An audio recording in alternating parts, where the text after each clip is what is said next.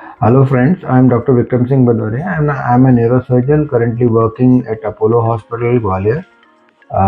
Today मैं आपसे जो शेयर करना चाह रहा हूँ regarding spine.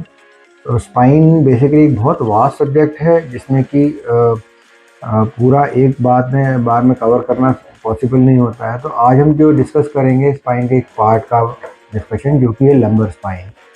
Lumbar spine basically जो होती है हमारे कमर के आसपास के एरिया की होती है जो कि टट्टी के रास्ते तक होती है। इसमें लंबर एलिमेंट होता है, सैक्रल होता है और कॉक्सिडियल होता है।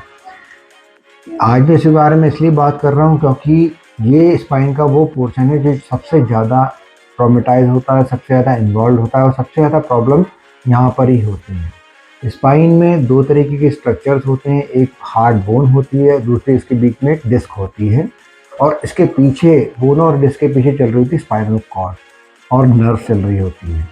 अब प्रॉब्लम क्या होती है स्पाइन में जो हम देखते हैं कि बैकएक के फॉर्म में रिप्रेजेंट करती है स्पाइन की प्रॉब्लम, या फिर पैरों में दर्द जाता है जिसको हम सियाटिका की प्रॉब्लम कहते हैं, या फिर टट्टी पेशाब के रास्ते में दिक्कत आ रहा है। ये तीन चीज़ें प्रॉब्लम होती हैं, या फिर चलने में दिक्कत होना। तो हमें समझना पड़ेगा कि सिम्टम्स क्या क्या होते हैं। सिम्टम नंबर 1, बैकएक रहना।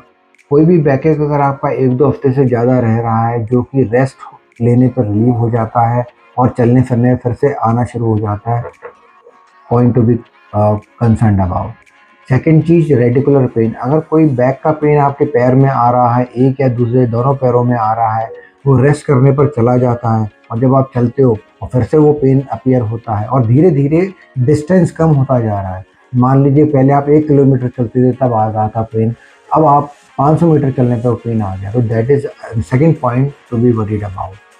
थर्ड पॉइंट इंपॉर्टेंट होता है कि पैरों में किसी भी तरीके का सुन्नापन आना या पैरों में कमज़ोरी आना।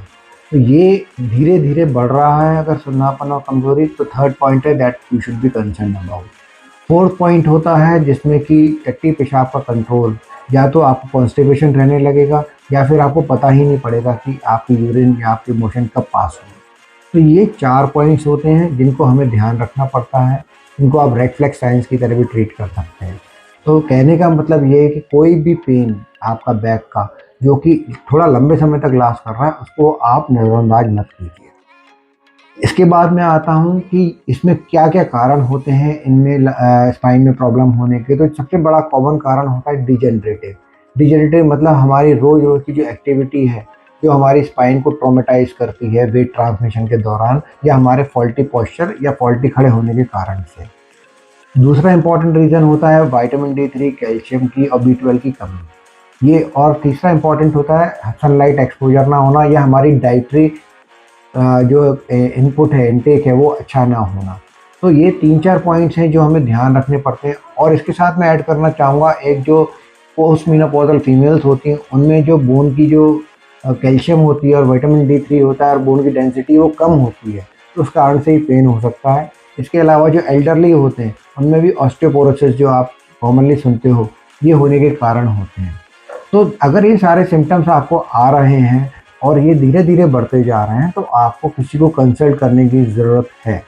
कंसल्ट करने में सबसे इम्पॉर्टेंट चीज़ जो होती है, इसमें हमें इन्वेस्टिगेट कराना होता है, एक्सरेज कराने होते हैं स्पाइन की MRI करानी पड़ सकती है। और जो मैंने आपको टेस्ट बताया vitamin D3, B12, calcium, DEXA scan of the spine. और कई बार ये जो पेन होता है ये कई बार किसी कैंसर के कारण से भी उठ रहा होता है, तो एक पेट स्कैन होता है बॉडी का, वो हो सकता है ज़रूरी पड़े। अब इसके बाद हम आते हैं कि प्रिकॉशन हम क्या क्या लें कि ये पेन ना उठे। तो फ्रेंड्स सबसे इम्पॉर्टेंट चीज़ है आपका पोस्चर करेक्ट होना चाहिए, चाहे आप खड़े हो चाहे आप बैठे हो। दूसरा, आपकी जो सेडेंट्री लाइफस्टाइल है कि सोफे में बैठ गए, पलंग पे लेट गए, थोड़ा सा फिजियोथेरेपी या थोड़ी सी एक्सरसाइज अपनी डेली शेड्यूल में शामिल कीजिए। भले से 5 मिनट के लिए कीजिए, लेकिन डेली अपनी बैक की स्ट्रेचिंग एक्सरसाइज कीजिए। तीसरा इंपॉर्टेंट चीज़ है कि अपनी डाइटरी रेस्ट्रिक्शन जो है इनटेक वो अच्छा रखें, जिसमें कि कॉमनली कैल्शियम, विटामिन D3 और B12। ये आपको समय से मैं हर एक को एडवाइस करूँगा हर 6 महीने अपने ये 3 टेस्ट ज़रूर से कराएं, क्योंकि इनमें डेफिशिएंसी होने के कारण से बहुत सारी चीज़ें आपको मैनिफेस्ट कर सकती हैं।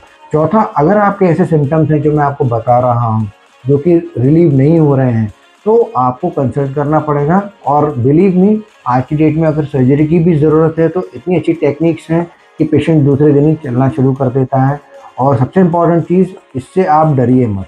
ये बहुत करेक्टेबल प्रॉब्लम्स होती हैं स्पाइन, लंबर स्पाइन की। इसमें सर्जरी के रिजल्ट भी अच्छे हैं और सबसे इम्पॉर्टेंट चीज़ है कि 90% पेशेंट्स को सर्जरी की ज़रूरत नहीं पड़ती है, वो कंजर्वेटिव ट्रीटमेंट से ही ठीक हो जाते हैं। Only 10% of the lot are the people who actually need the surgery. लेकिन अगर हम इसको इग्नोर करते रहेंगे तो हम कब वो 90% लॉट से निकल के 10% लॉट में चले जाएंगे, इसका कोई नहीं कह सकता। तो this is today for the lumbar spine. Next video में आपको मैं शेयर करूंगा regarding the cervical and dorsal spine. तब तक stay connected. Thank you so much.